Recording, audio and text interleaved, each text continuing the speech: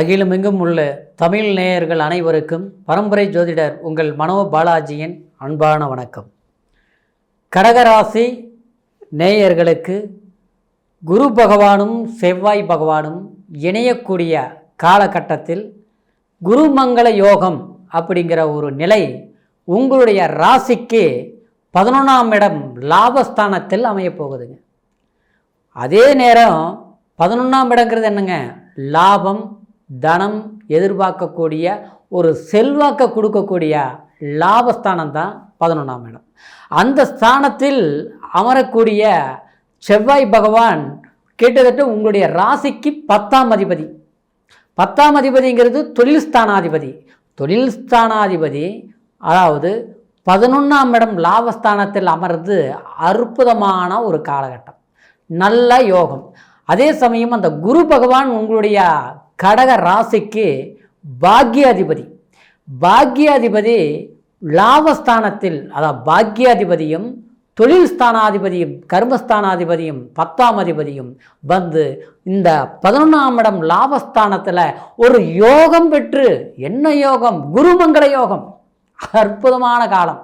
இந்த காலம் வரக்கூடிய ஜூலை மாதம் 13ஆம் தேதியில் இருந்து வரக்கூடிய ஆகஸ்ட் மாதம் 20ஆம் தேதி வரைக்குமே, அதாவது லாபஸ்தானத்தில் இருந்து குருமங்கள யோகமாக செயல்பட போகுதுங்க. இந்த காலகட்டம் உங்களுக்கு எந்த அளவுக்கு ஒரு மேன்மையான ஒரு நற்பலன்கள் அடைய போகிறீங்க அப்படிங்கிறத பற்றி தான் இந்த பதிவில் இப்போ நம்ம பார்க்க போகிறோங்க. முதல்ல பார்க்குறவங்களா இருந்தீங்கன்னா சப்ஸ்கிரைப் பண்ணி பெல் பட்டன் அழுத்தி ஆல் ஆப்ஷன் கொடுங்க. இது வரைக்கும் தொடர்ந்து இணைந்து ஆதரவு கொடுத்துட்டு இருந்த உங்கள் அனைவருக்கும் மனமார்ந்த நன்றி. கடகராசி நேயர்கள் உண்மையிலேயே அன்புக்கு கட்டுப்பட்டவங்க, பாசத்துக்கு கட்டுப்பட்டவங்க.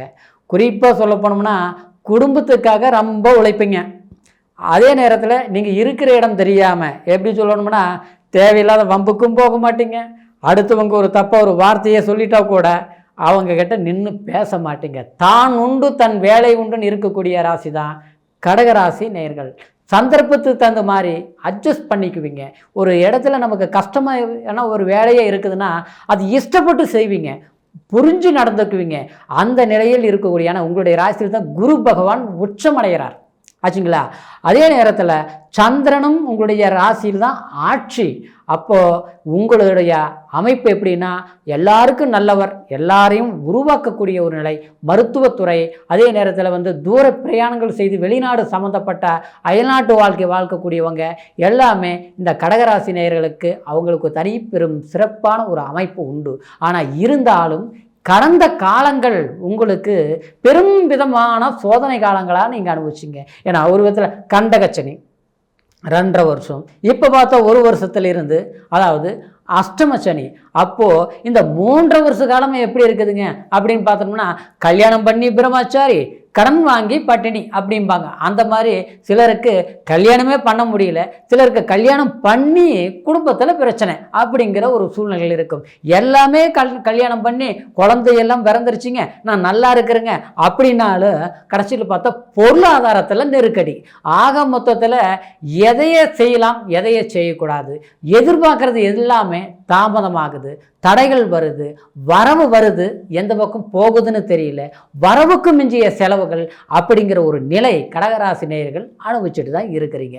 ஆனால் இந்த நிலையிலிருந்து மாறுதல் வருமா, மாற்றங்கள் வருமா அப்படின்னு எதிர்பார்ப்பு. ஆனால் அந்த எதிர்பார்ப்பு நாட்கள் போகுது, ஆனால் மாற்றங்கள் ஏற்படல. அதுக்கு காரணம் கிரக அமைப்புகள் அந்த அளவுக்கு இருந்தது. ஆனால் இந்த நேரம் உங்களுக்கு, அதாவது ஜூலை மாதம் 13ஆம் தேதியிலிருந்து எடுத்துட்டிங்கன்னா உண்மையிலேயே நீங்கள் கடந்த காலத்தில் எவ்வளோ கஷ்டப்பட்டிருந்தாலும் சரி, அந்த கஷ்டத்தை மாற்றம் பண்ணி மாறுதல் செய்து கண்டிப்பாக நீங்கள் எதிர்பார்க்கக்கூடிய ஒரு அற்புதமான வாழ்க்கை வாழ வேண்டிய அமைப்பு ஏற்பட போகுதுங்க. கடந்த காலத்தில் பிரச்சனைகள் தீரப்போகுது, இடம் வாங்கினேன், கிரையம் பண்ண முடியல, பிரச்சனை இருக்குதுங்க. அதே மாதிரி ஒரு வீடு கட்டலாமான்னு கட்டணுங்க, முழுசாக கட்டி முடிக்க முடியலைங்க. அதாவது வீடு கட்டி கடன்காரன் ஆகிட்டே அப்படின்னு கடகராசினியர்கள் சிலர் வருத்தப்பட்டு தான் இருக்கிறாங்க. சிலருக்கு பார்த்தோம்னா வாழ்க்கையிலேயே பங்கமாகி போச்சுங்க, வாழ்க்கையிலேயே பிரச்சனையாகி போச்சு. ஆக மொத்தத்தில் ஏன் கல்யாணம் பண்ணணும்னு நினச்சி வருத்தப்பட்டு இருக்கிறேன் அப்படிங்கிற ஒரு சூழ்நிலையில் எல்லாமே கடகராசினியர்கள் ஏற்பட்டு இருக்குதுங்க.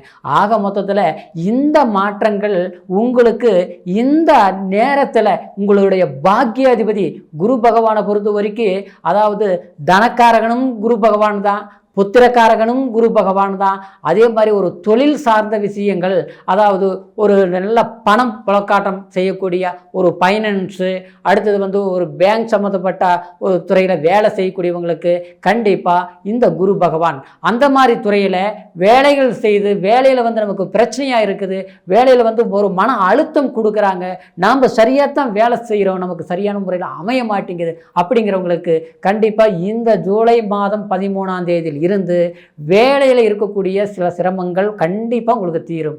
குறிப்பாக சிலருக்கு வேலை இல்லாமல் இருக்குதுங்க, நான் நல்லா படிச்சிருக்கிறேன், நல்லா ஒரு எக்ஸ்பீரியன்ஸ் அனுபவம் இருக்குது, ஆனால் எங்கே போனாலும் வேலை அமைய மாட்டேங்குது, போனால் ஒரு வேலையிலே இருந்தால் கூட ஒரு 3 மாதம் 4 மாதத்துக்கு மேலே அங்கே நிரந்தரமாக இருந்து வேலை செய்ய முடிய மாட்டேங்குது அப்படிங்கிற ஒரு நிலை கடகராசினியர்கள் இந்த காலகட்டத்துக்குள்ளே அனுபவிச்சுட்டு இருக்கிறீங்க. ஆனால் அந்த நிலையிலிருந்து வேலை இல்லாதவங்களுக்கு வேலை எதிர்பார்க்கக்கூடிய சிறப்பு கண்டிப்பாக அமையப்போகுது, வேலை கிடைக்கும். குறிப்பாக மருத்துவம் படிக்கணும் அப்படின்னு ஆசைப்படுறவங்களுக்கு, மருத்துவ சார்ந்தவங்களுக்கு, ஏன்னா கடகராசினியர்களுக்கு உங்களுக்கு 10ஆம் அதிபதியே செவ்வாய் பகவான் அதிகமாக பார்த்தீங்கன்னா மருத்துவ டிபார்ட்மெண்ட்டில் வேலை செஞ்சுட்டு இருப்பீங்க சிலர், மருத்துவத்துறை, மெடிக்கல் ஷாப் வைக்கிறது, இந்த மாதிரி. அது அடுத்தது ஒரு அறுவை சிகிச்சை டாக்டரு, அதாவது வெளிநாட்டில் போய் படிக்கணும்னு ஆசைப்படுறவங்க, படிச்சுட்டு ஒரு சொந்தமாக வேலை செய்யலாம்னு தொடங்கலாம்னா முடியல, சரியான இடத்துல வேலை அமையலை அப்படிங்கிறவங்களுக்கு கண்டிப்பாக கடகராசினியர்கள் ஒரு சிறப்பான வாய்ப்புகள் அமைய போகுதுங்க.